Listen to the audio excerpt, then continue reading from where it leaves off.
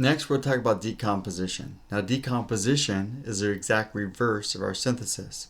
So the first example of synthesis was an element plus an element forms a compound. So with decomposition, that compound is going to break back down to two elements. So again, just remember your Hopper goals, you break them down.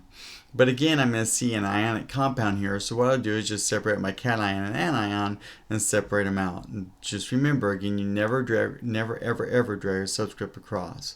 So I know my iron stands alone and my chlorine is a Hopper wrinkle by itself.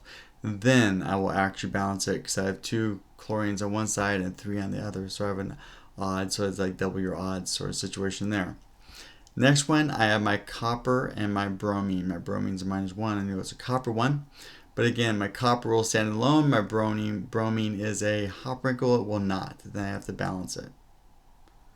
Next one, magnesium and oxygen. Magnesium stands alone, oxygen is O2, I must balance it.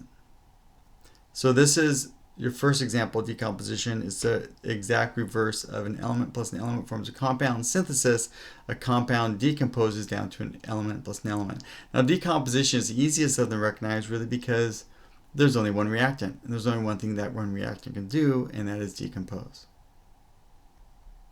The second type is reverse, or a second type of synthesis. We said a metal oxide plus water forms a metal hydroxide. Well, we say a metal hydroxide is going to break down the metal oxide and water. So exact reverse. So now we're going from a hydroxide back to an oxide. So now my oxide's -2. So in this situation, beryllium's a +2 forms up with the oxygen -2, comes together in a 1-to-1 ratio, plus water. And it's balanced. The next one, hydroxide, I have 2 of them, so it's manganese +2. So +2 plus oxygen comes together in 1-to-1 ratio, and it's balanced. Next one, I have copper 1. So I have a copper plus hydroxide, 1-to-1 ratio, it's copper 1. So it joins up with the oxide, I need 2 coppers to zero it out, and then I have to balance it. So these first 2 were the exact reverse of our examples of synthesis.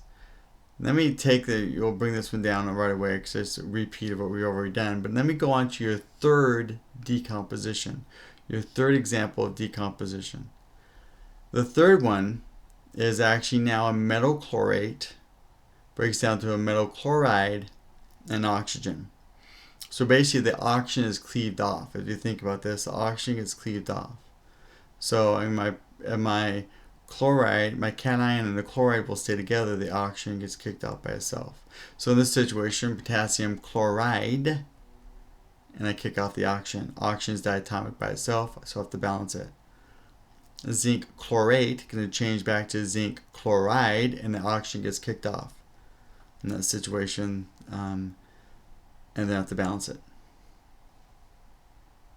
So that's a third example. There's 2 examples of synthesis, so 3 is example of decomposition. Make sure you know them.